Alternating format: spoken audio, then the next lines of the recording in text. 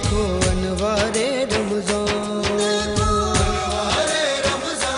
हर सू अनवारे रमजान, अनवारे रमजान है हर सू अनवारे रमजान, अनवारे रमजान है हर सू अनवारे रमजान, अनवारे रमजान, अनवारे रमजान है हर सू अनवारे रमजान, अनवारे रमजान है हर सू अनवारे रमजान।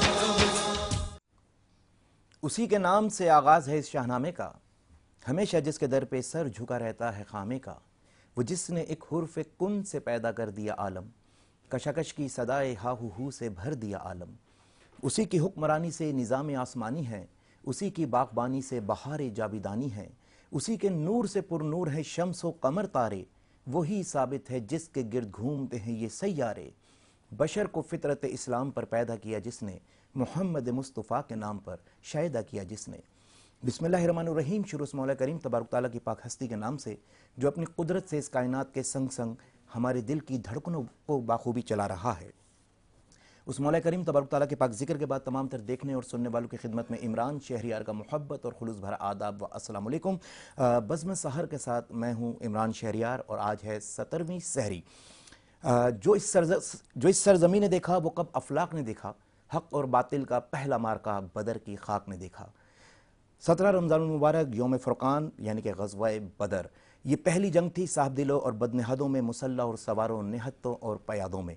ये पहली जंग थी जिसमें क़िल्लत ने कसरत को घेर के मारा था। ये पहली जंग थी जहाँ से मुसलमानों पे जिहाद फ़ी सबिलिल्लाह फ़र्ज़ हुआ था और हुक्म आया था कि लड़ो फ़कत उनसे जो तुमसे लड़ते हैं, लड़ो उनसे जो तुम पे जीना तंग करते हैं, मगर औरतों, बूढ़ों और बच्चों पे हाथ ना उठाना, और मैदान जंग में अगर कोई तुमसे पनाह मांगे तो उसको ऐसे मकाम पर पहुंचा देना जहां उसकी ज़िंदगी महफूज हो।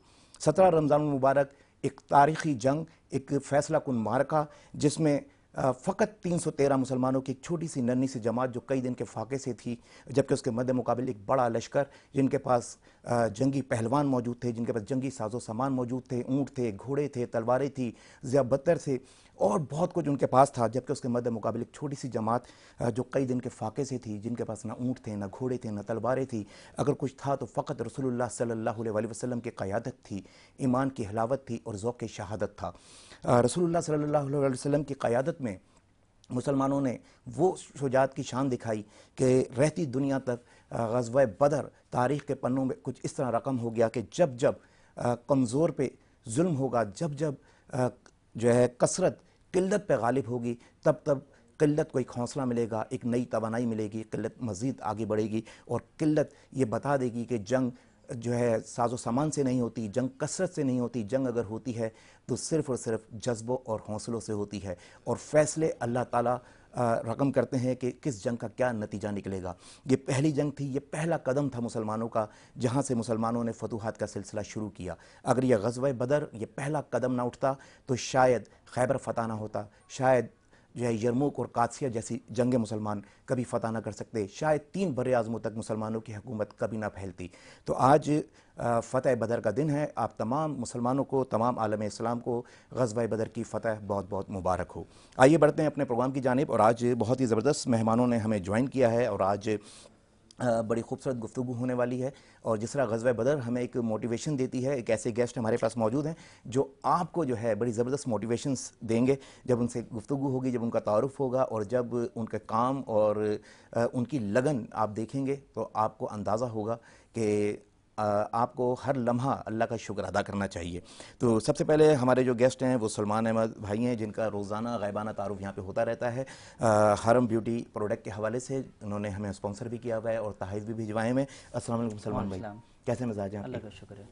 और हमारे जो दूसरे गेस्ट हैं, ये वो गेस्ट हैं जिनसे जब गुफ्तगू होगी तो यकीनन आप लोगों को बहुत ज़्यादा मोटिवेशन मिलेगी। हमारे साथ जो है दानियाल साकिब मौजूद हैं, जो कि ब्लाइंड हैं, नाबीना हैं, लेकिन उसके बावजूद बहुत सारी शोबजात के अंदर, बहुत सारी फील्ड्स के अंदर जो है अपनी सर्विसेज प्रोवाइड कर रहे हैं। Blind HR professional working in private firm as an HR executive. तो हम जो है दानियाल भाई से भी गुफ्तगू करेंगे और जानेंगे कि जो है ये फ़र्म जो है ये क्या काम करती है और जो है इनकी ज़िंदगी जो है ब्लाइंड होने के बावजूद, नाबीना होने के बावजूद जो है कैसी गुजर रही है, बचपन कैसा गुजरा और जो है स्कूल लाइफ कैसी गुजरी, फिर उसके बाद जब ये प्रोफेशनल लाइफ के अंदर आए तो वो जो है कैसी रही और जो इनकी जो निजी ज़िंदगी है उसके अंदर क्या कोई प्रॉब्लम, कोई परेशानियाँ इनको पेश आती हैं या बिल्कुल नॉर्मल ज़िंदगी गुजार रहे होते हैं। तो सबसे पहले हम जो है सलमान भाई से गुफ्तगू का जो है सिलसिला शुरू करते हैं। सलमान भाई, हरम ब्यूटी प्रोडक्ट्स यकीनन एक मियारी प्रोडक्ट होती है तो इंसान उसको मार्केट करता है और दावे से कहता है कि जी हमारी प्रोडक्ट जो है वो क्वालिटी प्रोडक्ट है, इसको आप आजमाएं। तो ये हरम ब्यूटी प्रोडक्ट का आगाज़ कब से हुआ? बेसिकली मैंने 2018 में मैं एजुकेशन से फरागत हुई मेरी, तो मैंने अल्हम्दुलिल्लाह डबल मास्टर्स डबल ग्रेजुएशन किया हुआ है। तो उसके बाद मैं फिर जॉब के लिए आगे पीछे गया, तो फिर आपको पता है जॉब आजकल बहुत मुश्किल है कि आपको गवर्नमेंट जॉब मिले। फिर प्राइवेट में भी गया तो आपको पता है तो इतनी सैलरी नहीं मिलती। फिर उसी दौरान बस वो दिमाग में अल्लाह ने एक बात डाली कि अपना एक बिज़नेस स्टार्ट करना चाहिए। तो फिर मलीर में मैंने सलमान कॉस्मेटिक्स से स्टार्ट लिया 2018 में। अल्हम्दुलिल्लाह वहाँ पर स्टार्ट लिया, तकरीबन 1.5 से 2 साल उस बिज़नेस को सेट करने में लगे। उसके बाद थोड़ा सा नाम बना, उसी के साथ साथ अल्हम्दुलिल्लाह अल्लाह ने 3 साल में एक बहुत अच्छा मार्केट में नाम बनाया। अच्छा, जब मैं मार्केट में जब काम करता तो बेसिकली हमारे पास ख़वातीन या जेंट्स भी आते थे चेहरे की परेशानी को लेके। तो बहुत सारी मार्केट में जिस तरह ब्यूटी क्रीम्स वगैरह होती हैं और क्रीम्स होती हैं तो हम वो देते थे उनको। अच्छा, जब हम कंपनी से काम करते थे कि गारंटी इसकी लेते थे कि भाई इसका कोई नुकसान तो नहीं होगा, तो इस तरह बहुत सारी कंपनी आती थी, काम करती थी, फिर साइड में हो जाती थी। अच्छा, जब कोई एक क्रीम चलने लगती थी तो उसकी क्वालिटी बहुत ज़्यादा गिरा देती थी, जिसकी वजह से हमारी शॉप के एक नाम पे एक असर पड़ता था। बहुत उसी दौरान एक ख्याल आया कि एक अपनी प्रोडक्ट होनी चाहिए जो मार्केट में होनी चाहिए, कम से कम इतना हो कि हम अपने कस्टमरों को गारंटी के साथ दे सकें और रिज़ल्ट ना मिले उनको हम जो है उनके पैसे वापसी भी दें, और जब फ़र्क नहीं मिल रहा तो उनको जाहिर सी बात उनके पैसों को नुकसान नहीं होना चाहिए। बस उसी दौरान जो 2018, 19, 20 में फिर ये स्ट्रगल चलती रही। फिर उसके बाद कुछ वक्त बाद मैंने ब्रांच 2 बनाई मैंने डिग रोड कैंट बाज़ार में, सलमान कॉस्मेटिक्स। अच्छा, साथ ही साथ में जब बनाई उसके साथ अल्लाह ने फिर एक हॉस्पिटल का मेरा एक बना दिया, तो फिर मैंने एक शाजी हॉस्पिटल मैंने एक बनाया। तो उसमें जो मतलब इन्वेस्टमेंट वगैरह आप कह लें तो वो थोड़ी सी कम थी और उसमें फिर अच्छा खासा एक लॉस हुआ। फिर मैं काफ़ी जो है परेशान हो गया था इस वक्त जो है ना। फिर सलमान कॉस्मेटिक्स पे भी बैठा हुआ था मैं डिग रोड में।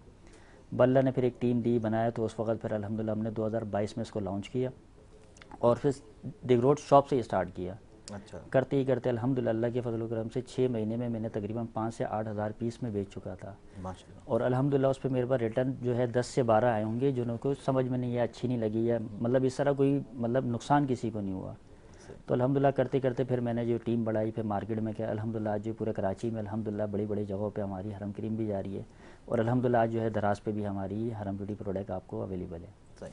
अच्छा, जब भी किसी कारोबार का आगाज़ होता है तो किसी एक प्रोडक्ट से होता है, फिर उसके बाद जब उस प्रोडक्ट पे लोग एतमाद करना शुरू करते हैं तो फिर मज़ीद जो है प्रोडक्ट्स ऐड होती जाती हैं। तो आपने ये हरम ब्यूटी क्रीम से आगाज़ किया, तो उसके बाद कौन कौन सी प्रोडक्ट्स ऐड होती गई? जैसे ही हमने सबसे पहले जो क्रीम लॉन्च की थी, अच्छा क्रीम के साथ हमें सीरम की ज़रूरत पड़ी थी। अच्छा, बहुत सारे लोग जो है ना 8-10 क्रीम मिला के या बहुत सारे फार्मूले बनाते हैं जिससे वो नुकसान होता है, चेहरा डैमेज होता है। हमने उसके अल्टरनेट जो हमने सीरम लॉन्च किया, खाली क्रीम और सीरम आप मिला के लगाएं और 5 दिन का गारंटी के साथ रिजल्ट दिया। सीरम के साथ साथ भी उसके साथ सोप की ज़रूरत पड़ी, फिर हमने सोप लॉन्च किया। उसके बाद फिर हमने ऑयल लॉन्च किया। अच्छा, फिर उसके बाद फिर सर्दी आ गई, फिर हमने लोशन लॉन्च किया। उसके साथ साथ अब अल्हम्दुलिल्लाह हमारा फेस वॉश और शैम्पू लॉन्च हो रहा है। ज़बरदस्त। अच्छा, ये तमाम प्रोडक्शन इन हाउस हो रही है आपकी? नहीं, फैक्ट्री में। नहीं, फैक्ट्री में यानी कि जो है आपकी अपनी फैक्ट्री है जैसे यहाँ पे केमिस्ट आपने रखे हुए हैं जिस पे रिसर्च होती है, तो केमिस्ट ही इसको फार्मूले को क्रिएट करते हैं। क्योंकि बहुत सारे लोगों का ये एतराज़ होता है कि जी घर में किसी भी शख्स ने एक क्रीम बना दी और बोला कि जी खरीद लो, जो केमिस्ट के पीछे एक रिसर्च होती है और वो फार्मूला तैयार करते हैं। तो आपके पास केमिस्ट मौजूद है? अल्हम्दुलिल्लाह। सही। हम अपने अगले गेस्ट की जानिब बढ़ते हैं। जैसे कि मैंने आपको बताया कि दानियाल साकिब हमारे साथ मौजूद हैं जो कि ब्लाइंड हैं, नाबीना हैं। अल्लाह ताला ने हमें बिनाई से नवाजा हुआ है और बहुत सारी नेमतों से हमें नवाजा हुआ है, लेकिन ऐसे भी लोग इस दुनिया में मौजूद हैं जिनको अल्लाह ताला ने अगर कोई एक नेमत छीनी है तो बहुत सारी नेमतों से अल्लाह ताला ने उनको नवाजा भी हुआ है। अस्सलाम वालेकुम दानियाल भाई, कैसे मिजाज हैं? अल्हम्दुलिल्लाह करम है। रमज़ान कैसे जा रहे हैं? अल्लाह का बड़ा करम है, बड़ा एहसान है, बड़े ज़बरदस्त जा रहे हैं। सही। दानियाल भाई, सबसे पहला सवाल तो यही होता है जब कोई जो है बिनाई से महरूम हो कि जी आप बिनाई से महरूम हैं तो कोई प्रॉब्लम होती है लाइफ गुजारने में?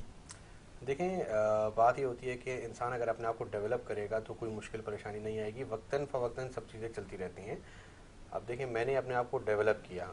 डेवलप करने का मकसद ये है कि मैं तमाम उन माजूरों को ये चीज़ बताना चाहता हूँ कि कोई भी माजूर अगर इस दुनिया में आता है तो उसकी ज़िंदगी ख़त्म नहीं हो जाती। हम लैक ऑफ अवेयरनेस की वजह से हम माजूरों को जो है वो किसी एक शोबा जात में घुसा देते हैं, जैसे उनको हिफ्स करा दिया या नाथवानी की तरफ ले गए, हम उनको पढ़ाई की तरफ नहीं लेके जाते हैं। हम कहते हैं कि माजूर पढ़ेगा कैसे। इसी के बावजूद अल्हम्दुलिल्लाह मैंने बैचलर्स भी किया और मैं मास्टर्स भी कर रहा हूँ, और मैं दोनों चीज़ें जो है वो एक निजी यूनिवर्सिटी से कर रहा हूँ, एज अ पायनियर ब्लाइंड कर रहा हूँ। जहाँ पे मैं पढ़ रहा हूँ वहाँ पे भी कोई ब्लाइंड नहीं है, जहाँ मैं जॉब कर रहा हूँ वहाँ पे भी कोई ब्लाइंड नहीं है। तो मुश्किलात आती हैं, लेकिन मैंने एक चीज़ समझ ली है कि इससे पहले कि कोई मुझे बोले कि तुम अंधे हो तो मैं खुद कहता हूँ कि हाँ मैं अंधा हूँ। हाँ हाँ, क्या बात है। अच्छा, जिस तरह आपने बताया कि आपने जो है मास्टर भी अब करने जा रहे हैं, तो एक आम आंखों वाला शख्स जब स्टडी करता है तो फ़र्ज़ करें मैट्रिक कर रहा है तो उसको एक अरसा लगता है, तो नाबीना को उससे ज़्यादा अरसा लगता है? नहीं, बिल्कुल मैंने उसी तरीके से पढ़ा। असल में नाबीनाओं की पढ़ाई थोड़ी सी चेंज होती है, वो ब्रेल इस्तेमाल करते हैं, लेकिन मैंने वो ब्रेल सिस्टम यूज़ नहीं किया। अच्छा। क्योंकि मैं अपने पूरे ख़ानदान में एक अकेला ब्लाइंड था, तो मेरे पेरेंट्स को वो अवेयरनेस नहीं थी कि ब्लाइंड को कैसे पढ़ाया जाता है। तो मेरे पेरेंट्स ने मुझे नॉर्मल एजुकेशन हासिल कराई। मैंने उसी तरीके से कराची के मैट्रिक बोर्ड से पेपर दिए जिस तरह दूसरे लोग देते थे। मैंने उसी तरीके से इंटर बोर्ड में पेपर दिए जिस तरह आप लोग नॉर्मल देते हैं। इसी तरीके से मैंने यूनिवर्सिटी में तमाम जो मेरा कंपटीशन था वो साइटेड यानी कि आंखों वालों के साथ मेरा कंपटीशन था, और अभी मास्टर्स में भी मेरा कंपटीशन साइटेड के साथ ही है। तो इसमें लिखना और पढ़ना किस तरीके से होता है आपका? शुरू में टेक्नोलॉजी इतनी एडवांस नहीं थी, तो पेपर में देता था, मैं पेपर का अंदाज़ा करके अपने पेन से लिखता था, और टीचर से सिर्फ इतनी रिक्वेस्ट होती थी कि आप मेरी राइटिंग जो गंदी हो रही है उसको छोड़ दीजिएगा। अच्छा। तो टीचर इतना कोऑपरेट करते थे, और मैं पेपर उसी तरह लिखता था जिस तरह आप लोग पेपर से पेन से पेपर पे लिखते हैं। जब टेक्नोलॉजी एडवांस हुई तो ब्लाइंड्स के लिए एक सॉफ्टवेयर इजाद किया गया जिसका नाम है जॉज, और वो एक स्क्रीन रीडर सॉफ्टवेयर है जो कि नॉर्मली हर ब्लाइंड इस्तेमाल करता है। बिल्कुल। तो हम उसको यूज़ करते हुए मैं अपने तमाम काम करता हूँ, अपने तमाम पेपर्स, अपना मोबाइल, अपना हर चीज़ इस्तेमाल करता हूँ। सही। बचपन कैसा गुजरा आपका? बचपन में बिल्कुल परेशानी रही, क्योंकि हम भी छोटे होते हैं, दूसरे बच्चे भी छोटे होते हैं, तो हंसी मजाक भी बहुत उड़ाया जाता है, ठोकरें भी बहुत लगती हैं, चोटें भी बहुत लगती हैं, लेकिन उन चोटों और उन ठोकरों ने इतना मजबूत कर दिया कि आज मैं यहाँ बैठा हूँ। हाँ हाँ। अच्छा, कहा जाता है कि जो नाबीना होते हैं उनकी मेमोरी बड़ी अच्छी होती है, कि अगर एक बार किसी की आवाज़ सुन लें तो 10 साल बाद भी उस आवाज़ को पहचान जाते हैं, ऐसा ही है? बेशक, बिल्कुल। असल में अल्लाह ताला जब एक सेंस कम करता है तो उसके तवस्सुस से हमें दूसरे सेंसेस और ज़्यादा दे देता है, जिसको हम सिक्स सेंस कहते हैं। तो सिक्स सेंस को यूज़ करते हुए हम तमाम काम करते हैं, आवाज़ें याद रखते हैं, हम जिस्म की खुशबू तक याद रखते हैं। अच्छा। हम हर इंसान की अल्लाह ताला ने एक अलग खुशबू बनाई है। चूँकि मैं साइकोमेट्रिक स्पेशलिस्ट भी हूँ, तो मैं माइंड रीड भी करता हूँ लोगों का बगैर देखे। मुझे दिखता तो है नहीं, लेकिन मैं इंसानों के ब्लाइंड माइंड रीड भी करता हूँ, उनको थेरेपीज़ भी प्रोवाइड करता हूँ। तो हर इंसान की जिस्म की एक अलग खुशबू होती है, हम उस खुशबू को भी महसूस करते हैं। अच्छा, माइंड रीडिंग तो एक बहुत बड़ा आर्ट है, जिसमें जैसे हमारे पड़ोसी मुल्क की सुहानी शाह बड़ी मशहूर है माइंड रीडिंग के अंदर, और जो है बहुत बड़े बड़े कॉन्सर्ट्स सुहानी शाह के होते हैं, तो उसी टाइप की माइंड रीडिंग्स वगैरह? नहीं, मैं उस तरह की नहीं करता। मैं सिर्फ उतना ही करता हूँ जितनी मुझे ज़रूरत होती है, क्योंकि कुछ महदूद लिमिटेशंस होती हैं, उन लिमिटेशन से आगे मैं नहीं जाता। अच्छा अच्छा अच्छा, वो तो इल्यूजन्स के तौर पे उसको यूज़ करते हैं। एग्जैक्टली, इल्यूजन्स करते हैं, मैं भी इल्यूजन्स करता हूँ, हिप्नोटिज्म मैं भी करता हूँ, बट मैं करता हूँ सिर्फ थेरेपीज़ की हद तक। कि आपको, मैं ये नहीं कहता कि मैं आपके बैकग्राउंड के हवाले से कुछ बताऊँ, या मैं आपकी वीकनेस के हवाले से कुछ बताऊँ, या मैं आपकी ऐसी कोई कमज़ोरी बताऊँ जिससे आप जो है वो रुसवा हो सकें। मैं सिर्फ आपको आपकी मुश्किलात जो आपकी ज़िंदगी में चल रही हैं, जिसकी वजह से आप डिप्रेस्ड हैं, आप फ्रस्ट्रेटेड हैं, आप एनॉयड हैं, उनको कैसे सही करूँ, मैं उसकी थेरेपीज प्रोवाइड करता हूँ। अच्छा, तो किस किस्म के मरीज़ जो है वो आपको अप्रोच कर सकते हैं? बिल्कुल, मुझे जो है वो हर जो कि साइकी से रिलेटेड यानी कि नफ्सियात से रिलेटेड जो भी मसले मसाइल हैं, फॉर एग्जांपल कि आपके माजी में आपको कोई ऐसा हादसा हुआ, कोई एक्सीडेंट हुआ जो कि आपके जहन में बस गया है और आप उससे निकल नहीं पा रहे, फोबिया बन गया है, एग्जैक्टली, तो मैं उस फोबिया को ख़त्म करता हूँ। इसके अलावा अगर आप बहुत ज़्यादा स्ट्रेस में रहते हैं, आपको माइग्रेन का दर्द है, आप जो है वो बहुत ज़्यादा जल्दी गुस्सा कर लेते हैं, आप बहुत कुछ समझ नहीं आता, आप दो काम एक साथ नहीं कर पाते, ये जितनी भी चीज़ें होती हैं, ये सब जो है साइकोमेट्रिक थेरेपीज़ के जरिए हल होती हैं। अच्छा, तो ये जो है कोर्सेज या ये डिग्री आपने कहाँ से हासिल की? ये बिल्कुल एक प्राइवेट फर्म से मैंने हासिल की हैं। सर्टिफिकेशंस हैं मेरे पास, यानी कि मैं सर्टिफाइड साइकोमेट्रिक स्पेशलिस्ट हूँ, जो कि एफिलिएटेड है फ्रॉम अमेरिका, और यहाँ पाकिस्तान में उसका इदारा है। यहाँ से मैंने किया है, तो मेरे पास जो डिग्री है वो एफिलिएटेड फ्रॉम अमेरिका है। ज़बरदस्त। तो ये तो बड़ा जो है कमाल है कि बिना आंखों के भी और आप वो काम कर रहे हैं कि आप आंखों वालों की मदद कर रहे हैं। बेशक मैं कॉर्पोरेट ट्रेनर भी हूँ और मैं डिफरेंट इंडस्ट्रीज से भी रिलेटेड हूँ और मैं उनके स्टाफ को जाके डेवलप करता हूँ। क्या कहने। अच्छा, मैंने ये देखा है कि जितने भी जो है नाबीना होते हैं, बिलखुसूस जो है मैं नाबीना की बात इसलिए करूँगा कि मेरा अपना एक्सपीरियंस रहा है, वो बहुत ज़हीन होते हैं। हमारे एक दोस्त हैं बिलाल शफ़ी पाटिल, सलमान भाई, आप जानते होंगे बिलाल शफ़ी पाटिल को, बिल्कुल। बहुत ज़बरदस्त म्यूजिशियन, बहुत बिल्कुल, ज़बरदस्त बिल्कुल, सिंगर, और हिंदुस्तान भी गए बहुत। उन्होंने किशोर कुमार की फैमिली के साथ बड़े अच्छे रिलेशन उनके, और K4 किशोर एक प्रोग्राम आया उसमें उन्होंने बहुत गाया, और ब्लाइंड होने के बावजूद उनसे अच्छा म्यूजिशियन इस टाइम कराची में नहीं है, बेशक। उनसे अच्छा वोकलिस्ट इस टाइम कराची में नहीं है। बेशक बेशक। तो और क्या जो है कंप्यूटर ऑपरेटर हैं वो माशाल्लाह से, कि जो है आंखों वाले क्या कंप्यूटर यूज़ करेंगे जो बिलाल शफ़ी कर रहे होते हैं। अच्छा, मेरे ख्याल से बिलाल शफ़ी के कोई भाई भी हैं, वो भी मेरे ख्याल से जो है बिल्कुल इलेक्ट्रिकल इंजीनियर है, बिल्कुल, और वो भी नाबीना है। बिल्कुल वो भी नाबीना है। अच्छा, जब भाई बैठे हुए थे माशाल्लाह अपना तारुफ करा रहे थे, डिग्रियां बता रहे थे, अच्छा मेरे को नहीं पता था भाई नबीना है। ये तो ड्यूरिंग के प्रोग्राम में मेरे को पता चला भाई नबीना है, और माशाल्लाह मैं इतना मुतासिर हूँ, मैं बता नहीं सकता कि जिस तरह भाई ने स्ट्रगल करी, एजुकेशन लिया, और साथ साथ एक लाइफ में चल भी रहे, और मतलब एक हौसला नहीं हारे। हाँ, तो मैं, मेरे पास अल्फाज नहीं है भाई के लिए कहने के लिए। अच्छा दानियल भाई, ज़िंदगी तो गुजर जाती है, नाबीना भी किसी न किसी तरह जो है जहद करते हैं और ज़िंदगी गुजार लेते हैं, लेकिन होता क्या है कि जी इज़्दिवाजी ताल्लुक़, इज़्दिवाजी ज़िंदगी शुरू करना बड़ा मुश्किल होता है माज़ूरों के लिए, तो उसमें आपको क्या रुकावट आई? सर पहली बात तो ये है कि अगर कोई इंसान अब ज़िंदगी गुजार रहा है तो उसको जीने का कोई हक नहीं है, क्योंकि हमें अल्लाह ताला ने ज़िंदगी जीने के लिए दी है, गुजारने के लिए नहीं। हाँ, मकसद सही है। तो मतलब ये है कि अपनी ज़िंदगी जिएं, और मैंने भी अपनी ज़िंदगी बहुत खुल के जी है। माशाल्लाह। सही है। और अल्हम्दुलिल्लाह जहाँ तक बात करें शादी की, तो मेरी वाइफ ने मुझे पसंद किया था और हमने लव मैरिज की, और मेरी वाइफ नॉर्मल है, नॉर्मल मेरी वाइफ कोई ब्लाइंड नहीं है।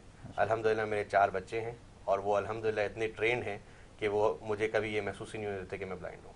अच्छा, तो जब चले अब तो बच्चे हो गए हैं, एक जो है गहमा गहमी घर में लगी रहती होगी, लेकिन जब शादी के शुरू के दिन थे तो कभी ऐसा लगता था कि जी आप पे तरस खाया जा रहा है?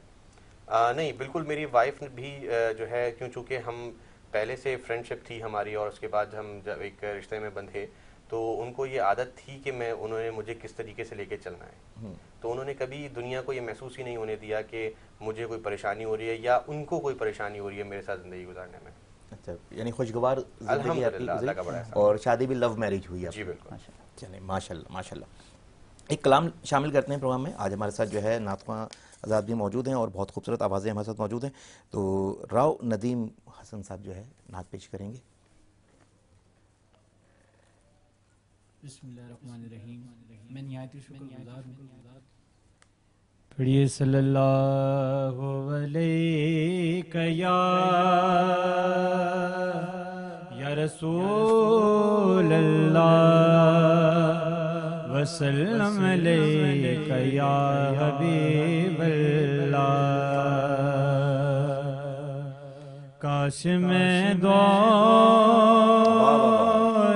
पैगंबर में उठाया आ जाता, काश मैं दौरे पैगंबर में उठाया जाता, काश मैं दौरे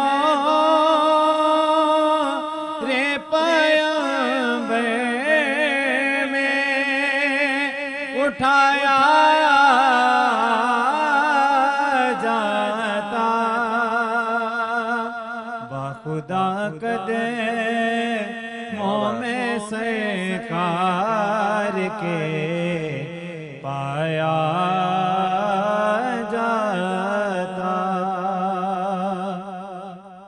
और खाक हो जाता मैं सरकार के कदमों के तले, खाक हो जाता मैं सरकार के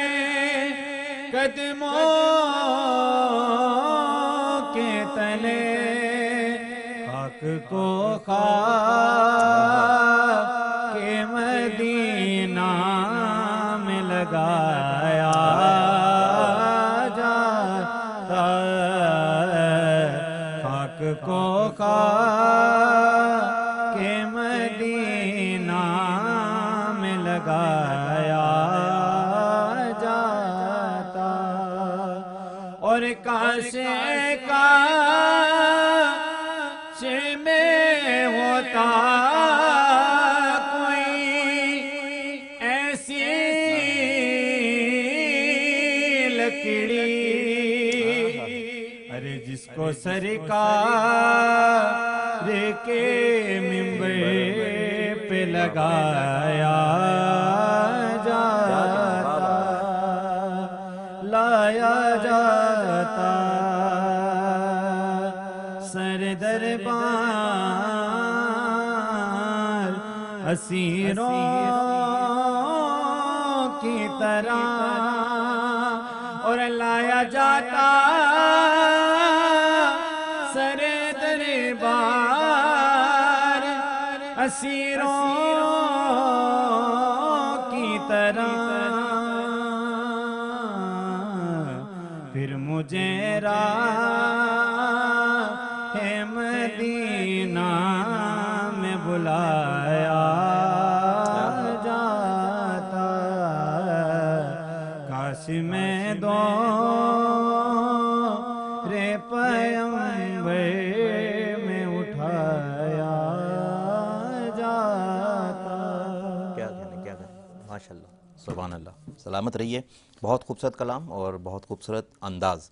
अच्छा सलमान भाई, ब्यूटी प्रोडक्ट्स पे और ख़ासकर जो नाइट क्रीम्स होती हैं इस पे लोग ट्रस्ट करते हैं, क्योंकि बहुत सारे लोग एतराज़ भी करते हैं केमिकल है, स्किन ख़राब हो जाती है, तो क्या लोग? अच्छा मैं आपको बताता चलूँ कि आजकल की जो हमारी आवाम है तो वो बोलती है बस 2 दिन में रिज़ल्ट हो जाए। अच्छा वो नुकसान की फ़िक्र नहीं करती।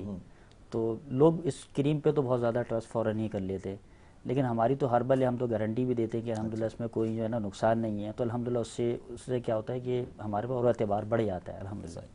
अच्छा जो एक चीज़ है कि अमूमन क्रीम्स के अंदर मरकरी का इस्तेमाल बहुत ज़्यादा इस्तेमाल होता है, तो आपकी क्रीम के अंदर नहीं, मरकरी? हमारी क्रीम में कोई मरकरी नहीं है। अच्छा मरकरी के नुकसानात क्या हैं?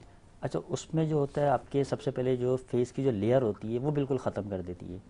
उसके साथ साथ फिर आपको जो है ना कैंसर की बीमारी का भी जो है ना वो लायक हो सकती है। अच्छा हाँ मतलब इसका बहुत ज़्यादा नुकसान है मरकरी। और ये जो 5, 6, 10 करी में मिला लेती हैं ख़वातीन घर के अंदर ही, जी तो उसका भी बहुत ज़्यादा नुकसान ये होता है कि जाहिर सी बात है, देखिए एक कोई भी फार्मूला एक क्रीम जो बनाते हैं तो जिसका जितना असर है वो उतना ही देगा, लेकिन बहुत सारे 8-10 क्रीम मिला लेते हैं उसको रिज़ल्ट बढ़ाने के लिए। उससे क्या होता है कि आपकी जो लेयर होती है और टिश्यूज़ होते हैं वो फट जाते हैं और डैमेज हो जाते हैं।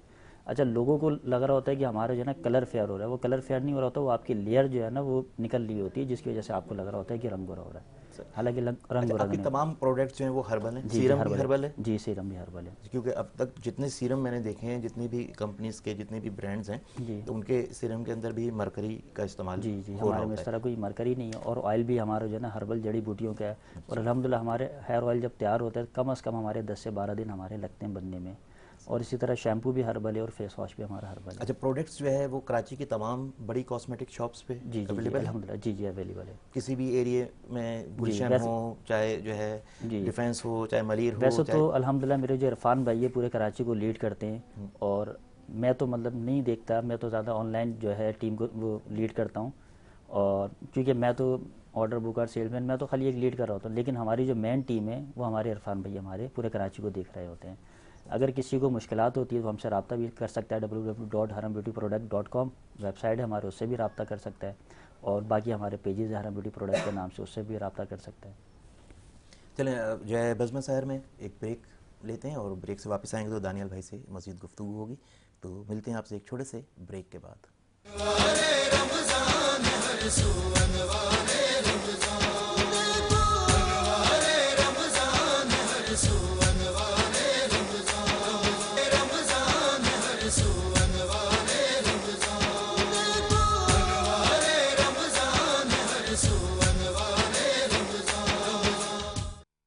बज़्म सहर में एक बार फिर आपको खुशामदीद कहते हैं। बज़्म सहर आपके लिए जो पेश किया जाता है उसमें ताउन होता है हमारे साथ हमारे स्पॉन्सर्स का, हमारे ब्रांड्स का, जिनकी जानिब से ये ट्रांसमिशन बेहतर से बेहतर अंदाज में आप तक पहुंचाई जाती है। हमारे साथ ताउन किया है नेल्सन पेंट ने, superior quality paint brand. Nelson paint अपना पैगाम देते हैं कि नेल्सन पेंट आला मेयार का नेशनल पेंट ब्रांड, और नेल्सन पेंट की खसूसियात ये है कि ये पेंट आपको 25% एक्स्ट्रा कवरेज देता है, जिसका मतलब ये है कि जी जिससे आपको कम पेंट में ज़्यादा मिकदार और ज़्यादा एरिया जो है आप वो पेंट कर सकते हैं। नेल्सन पेंट गुज़िश्ता 25 सालों से अपने सार्फिन को आला मेयार का पेंट फराहम कर रहा है, क्योंकि नेल्सन पेंट जानता है कि आपके लिए आपका घर सबसे ख़ास है। नेल्सन पेंट, रंग ज़िंदगी का। और इसके अलावा हरम ब्यूटी कॉस्मेटिक, जो सलमान भाई यहाँ हमारे साथ तशरीफ़ फरमाए, इनकी जानिब से भी जो है तहाइफ और स्पॉन्सर इस ट्रांसमिशन में मौजूद है। एक बार फिर हम अपने मेहमानों की जानिब बढ़ेंगे और दानियल भाई से जो है गुफ्तगू शुरू करेंगे। दानियल भाई, ज़िंदगी का सबसे एक अहम तरीन वक्त दौर शुरू होता है जब इंसान प्रोफेशनल लाइफ में कदम रखता है और जो है माश के सिलसिले में निकलता है और इंटरव्यूज़ देना शुरू करता है। तो उसमें क्या दिक्कतें पेश आई, क्या परेशानियाँ पेश आई? बिल्कुल, यहाँ पे मैं जो है वह बहुत बड़ा मुझे जो मोटिवेशन थी वो मेरे पेरेंट्स थे। अच्छा। मेरे अम्मी पापा ने कभी भी मुझे किसी चीज़ से रोका नहीं और यहाँ तक पहुँचाने में उनका बहुत बड़ा हाथ है, क्योंकि पहली बात मैंने आपको बताया कि अवेयरनेस नहीं थी कि ब्लाइंड कैसे होते हैं। उसके बावजूद मेरे पेरेंट्स ने मेरे दिमाग में एक चीज़ डाली कि तुमने हमेशा पायनियर रहना है, हर चीज़ में पायनियर रहना है। तो जब मैंने इंटरव्यूज़ देना शुरू किए तो ऑब्वियसली मेरे पास डिग्री थी, मेरे पास तालीम थी, मेरे पास स्किल्स थे, बट जॉब नहीं मिल रही थी। जहाँ भी इंटरव्यूज़ के जाता तो सब यही कहते कि यार आप काम कैसे करोगे, सही है, हम आपको कैसे नौकरी दें। लेकिन इसके बावजूद मैंने अपनी इस स्ट्रगल को रोका नहीं और अपने आप को कभी टूटने का मौका नहीं दिया। मैंने शुरुआत की तो आप यूँ समझें कि मेरी पहली नौकरी थी कोई 4,500 रुपये की। अच्छा। और मेरा जो आने जाने का एक्सपेंस था वो 5,000 था, यानी कि 500 मैं अपनी जेब से देता था। जेब से।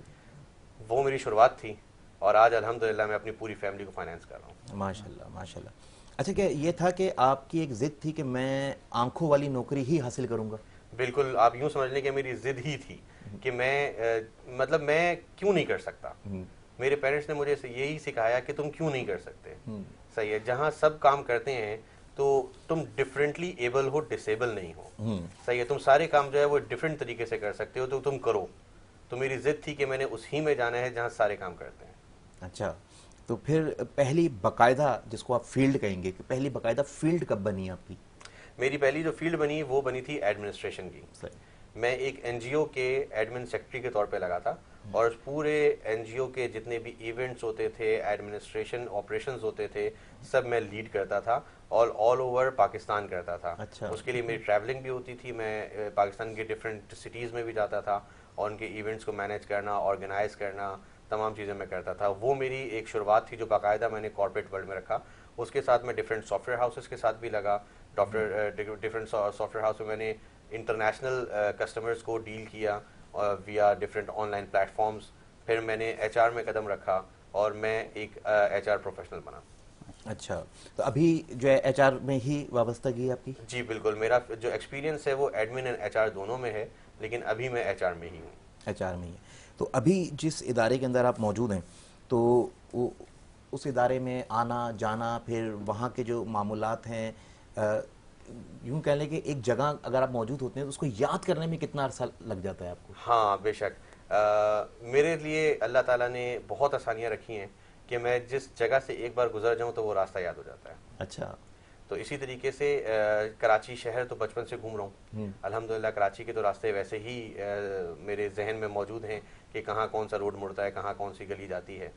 जब मैं असल में रहता हूँ एक इधर नॉर्थ नाजाबाद की साइड पे, और मेरी जो कंपनी है वो इंडस्ट्रियल एरिया कोरंगी में है। तो मैं वहाँ आना जाना जो है वो मेरा पहले शुरू में through different taxis, bike taxis के थ्रू होता था, और अब जो है वो अल्हम्दुलिल्लाह स्टाफ से अच्छी बातचीत हो गई है, तो कोई मुझे कहीं करीब तक छोड़ देता है, कोई करीब से पिक कर लेता है, तो इस तरीके से मेरा ट्रैवलिंग होती है। अच्छा, जब इंटरसिटी जब ट्रैवल करते हैं तो वो अकेले तन्हा करते हैं? काफ़ी बार तन्हा भी किया है और काफ़ी बार फैमिली के साथ भी किया है। अच्छा, तो तन्हा जो है ट्रैवल करने में कोई प्रॉब्लम पेश आती है? नहीं, बोल के मुझे मज़ा आता है। मज़ा आता है? बिल्कुल मज़ा आता है। कभी ये डर हुआ कि गुम जाऊंगा? बहुत हुआ, बहुत दफ़ा घुमा भी।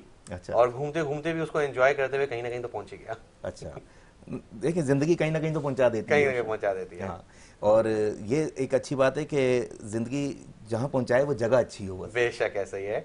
अच्छा, मैंने कभी भी जो है वो रास्ते में जितनी मैंने ठोकर खाई, जितनी भी चोट खाई, कभी घर जाके घर वालों को नहीं बताया कि आज मेरे साथ दुनिया में हुआ क्या है। अच्छा। क्यों? क्योंकि अगर मेरे पेरेंट्स की मोटिवेशन टूटती तो मैं टूट जाता। तो वो ज़रूरी था कि उनकी मोटिवेशन मेरे साथ रहे।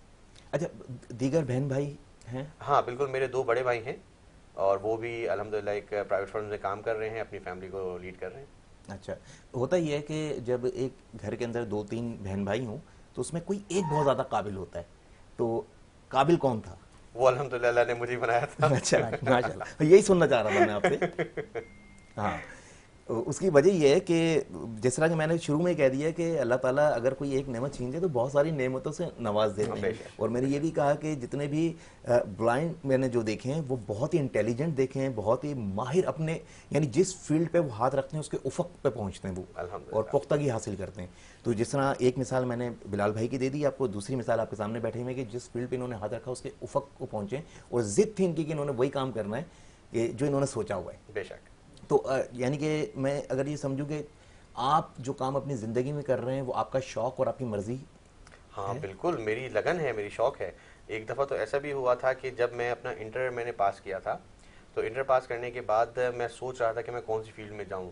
तो डिफरेंट मेरे पास जो आ रहे थे कि सिंपल बीए कर लो, पढ़ तो सकते नहीं, आगे यूनिवर्सिटी में जाना बहुत मुश्किल होगा। वहाँ से फिर मेरी ज़िद स्टार्ट हुई कि नहीं, मैंने वो करना है जो कोई ब्लाइंड नहीं करता। क्या कहना? तो फिर मैंने बैचलर्स में एडमिशन लिया और मेरी यूनिवर्सिटी जो थी वो गडाप टाउन में थी और मैं रोज़ाना आना जाना करता था। हाँ हाँ। अच्छा, जो है मशागिल में क्या मशागिल रहे? मशागिल मेरे वैसे तो रहे स्पोर्ट्स के, और मैं ब्लाइंड होके रग्बी खेलता था। अच्छा।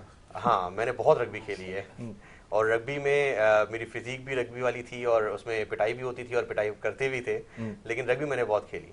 तो उसमें कैसे जो है डायरेक्शन कैसे पता चलती थी आपको? अच्छा, मेरे इसलिए मेरे जो फ्रेंड्स होते थे बस वो क्या करते थे, रग्बी बॉल में ना कोई झुंझुना बांध देते थे। सही, जैसे जिसकी ब्लाइंड आवाज से मुझे पता हाँ, चलता। ब्लाइंड क्रिकेट में भी झुंझुना होता है, बिल्कुल। एग्जैक्टली, बस वो उस झुंझुने की आवाज से मैं चलता था। अच्छा, तो आपने इसको जो है करियर क्यों नहीं बनाया रग्बी को? नहीं, बस ये शौक की हद तक रखा। अच्छा। इसके अलावा जो मुझे करियर बनाना था वो ट्रैवलिंग का था। तो ट्रैवलिंग में अल्हम्दुलिल्लाह मैंने ऑल ओवर पाकिस्तान घूमा, बहुत मज़े किए, और अभी भी जिस कंपनी में काम कर रहा हूँ वहाँ के जितने भी ट्रैवलिंग्स होती हैं, इवेंट मैनेजमेंट होती है, वो मैं कर रहा होता हूँ HR के साथ साथ। अच्छा अच्छा, कभी कोई जो है दोस्त या किसी जगह बैठे हैं और अपने ट्रैवलिंग का आप किस्सा सुना रहे हैं, तो कभी किसी ने ये कहा यार लाहौर में बादशाही मस्जिद देखी है आपने? ऐसा बहुत होता है। होता है? ऐसा बहुत तो होता फिर है। क्या आंसर होता है आपका? भाई इवन ये होता है कि जो वहाँ नहीं भी गया होता तो वो भी मुझसे बहस कर रहा होता है कि वहाँ तो यूं है, वहाँ तो ऐसे है। तो मेरा जवाब एक ही होता है कि यार टिकट कराओ और चल के घूम के आते हैं। अच्छा। नहीं, जब कोई आपको पूछता है कि देखा आपने, हाँ, मीनारे पाकिस्तान देखा आपने, बिल्कुल देखा। तो आप क्या जवाब देते हैं? मैं देखता हूँ, मेरे पास तीसरी आंख है देखने वाली। अच्छा। मैं तीसरी आंख से देखता हूँ दुनिया को, उस दुनिया को जो आप लोग नहीं देख पाते, उस दुनिया को मैं देखता हूँ। माशाल्लाह। मैं अपने एक प्रोजेक्ट चला रहा हूँ जिसका नाम है third visual site of life. ये साइकोमेट्रिक से मैंने रिलेट किया और मैं दुनिया को, जिंदगी को, दुनिया को एक नया नज़रिया देता हूँ। फॉर एग्जाम्पल, अगर आपने एक बचपन से मिसाल सुनी होगी कि अगर पानी रखा हुआ है एक गिलास में और वो आधा खाली है, तो एक देखने वाला कहेगा आधा भरा हुआ है, एक देखने वाला कहेगा आधा खाली है। मैं उनको क्या दिखाता हूँ? मैं दिखाता हूँ कि ना वो आधा खाली है ना वो आधा भरा हुआ है, बल्कि उसमें अभी भरने की कैपेसिटी बाकी है। वाह वाह, क्या कहने। अच्छा, एक चीज़ है कि ये आज तक किसी ने कोशिश नहीं की कि ब्लाइंड जो होते हैं, नाबीना होते हैं, वो दुनिया को किस तरह, किस नज़र से देखते हैं, ये बताने की कोशिश नहीं की है कभी किसी ने। तो ये बड़ा अच्छा एक आइडिया है आपका कि हम किसी जगह गए, फ़र्ज़ करें कि जी कायद आज़म का मज़ार हम घूमने गए, हम आके बता सकते हैं हमने कायद आज़म मज़ार में क्या क्या देखा। एक ब्लाइंड जब होकर आएगा तो वो क्या बताएगा कि उसने कायद आज़म मज़ार में क्या देखा, क्योंकि उसकी भी तीसरी आंख है। बिल्कुल है। हमारे पास दो ऑप्शंस होते हैं। एक हमारे साथ चलता है गाइड, ठीक है, वो गाइड मेरे पेरेंट्स, मेरे वाइफ, मेरे बहन भाई, मेरे फ्रेंड्स कोई भी हो सकते हैं।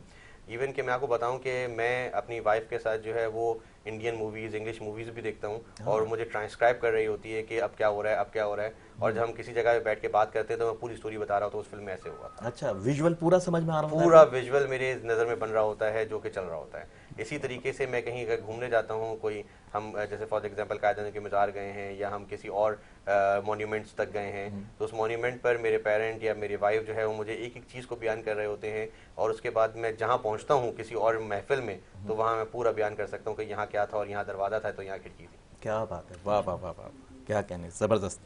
भाई मैंने आपसे पहले कहा था कि जी मैं आज जिस मेहमान से मिलवाऊंगा उससे मिलके जो है आपको बहुत ज़्यादा मोटिवेशंस मिलेगी और आप अल्लाह का शुक्र भी अदा करेंगे और साथ में जो है थोड़ा सा ये भी गिला करेंगे कि जो सलाहियतें आपने दानियाल भाई को अता की हैं वो हमें क्यों नहीं की। हाँ, क्योंकि जो है इतनी शार्प नज़र हम आंखों वालों की नहीं है जितनी शार्प नज़र जो है माशाल्लाह दानियाल भाई की है।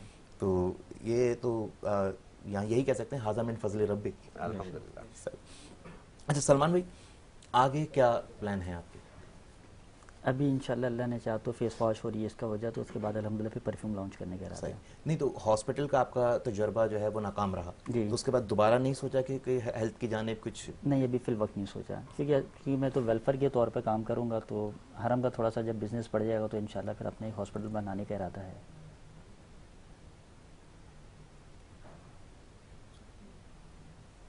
हाँ, अच्छा ये बड़ा अच्छा सवाल जो है पीसीआर से आया है कि आपने जब भी ये बज़्म सहर या शाहरुख मिर्ज़ा के साथ आपने काम किया है, स्पॉन्सर किया है, कंट्रीब्यूशन रही है आपकी, तो कैसा रहा आपको?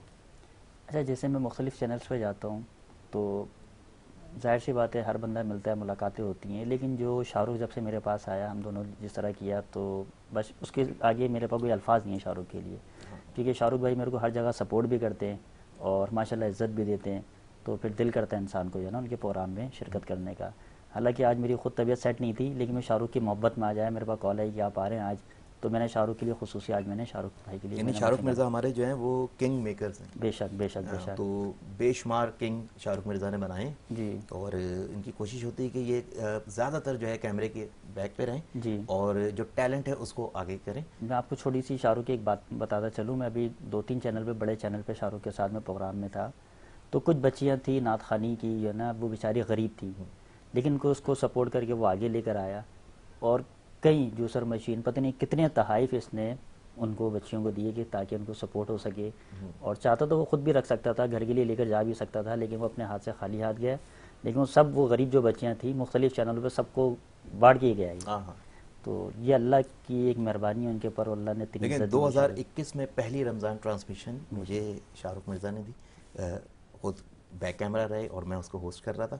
मेरी ज़िंदगी की पहली रमज़ान ट्रांसमिशन थी और 2021 से आज 2025 5वां साल लग गया है और कोई साल ऐसा नहीं है जिसमें मैं रमज़ान में घर बैठा हूँ। स्क्रीन मेरे पास ज़रूर होती है शाहरुख भाई की वजह से। बेशक। और इसी तरह मेरी तरह और बहुत सारा टैलेंट ऐसा है जिसको शाहरुख मिर्ज़ा कोशिश करते हैं कि हर साल रमज़ान के अंदर जो है स्क्रीन पे रखें, और सिर्फ रमज़ान में नहीं, जब कभी मुहर्रम आते हैं, मुहर्रम की खुसूसी ट्रांसमिशन होती है, रबीउल अव्वल की खुसूसी ट्रांसमिशन होती है, तो उसमें भी शाहरुख मिर्ज़ा टैलेंट को जो है लेकर आते रहते हैं। और हाँ, और बिल्कुल मैं अभी जो है पीसीआर से मुझे आ रही है कि जी शाहरुख मिर्ज़ा की पूरी टीम काम कर रही होती है, अकेले शाहरुख मिर्ज़ा काम नहीं कर रहे होते हैं, तो शाहरुख मिर्ज़ा की पूरी टीम के लिए जो मैं कहूँगा कि बहुत ही ज़बरदस्त, बहुत ही कमाल एनर्जेटिक टीम है और बहुत ही डेडिकेटेड टीम है। आपने टीम को कैसा पाया?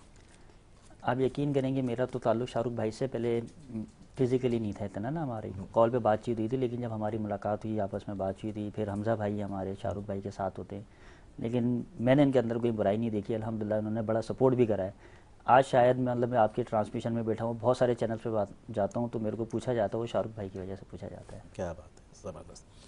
भाई शाहरुख मिर्ज़ा जो है, अल्लाह पाक मैं कहता हूँ कि इनको मज़ीद हिम्मत और तवानाई दे और इसी तरह जो है महफ़िलें सजाते रहें और इसी तरह जो है टैलेंट को जो है प्रमोट करते रहें, क्योंकि बेशुमार टैलेंट है जिनके पास प्लेटफॉर्म मौजूद नहीं होता, तो शाहरुख मिर्ज़ा वो प्लेटफॉर्म मुहैया करते हैं कि आप यहाँ पे आके अपने टैलेंट को दिखाएं और अपनी सलाहियतों को बरूएकार लाते हुए ख़ुद अपने आप को मनवाएं आप।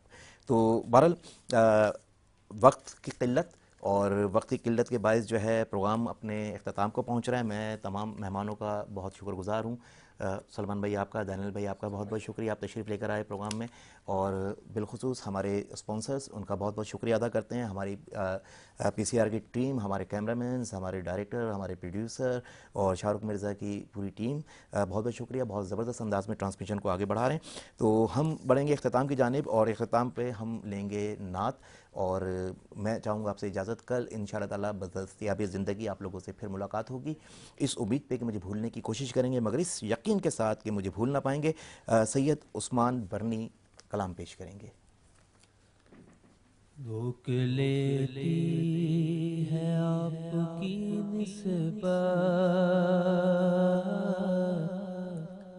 तीर जितने भी हम पे चलते हैं, रोक लेती है आपकी निस्बत, तीर जितने भी हम पे चलते हैं, रोक लेती है आपकी निस्बत, तीर जितने भी हम पे चलते हैं, ये करम है हुजूर का हम पर, आने वाले अज़ाब टलते हैं, और अब कोई क्या हमें गिराएगा, हर सहारा गले सुभान अल्लाह लगाएगा, हमने खुद को गिरा दिया वहाँ, गिरने वाले जहाँ क्या कहने, वाह वाह, संभलते हैं, और वो ही भरते हैं झोलियाँ सबकी, वो समझते हैं बोलियाँ सबकी, तो आओ बाज़ारे मुस्तफ़ा को चले, खोटे से के वहीं पे चलते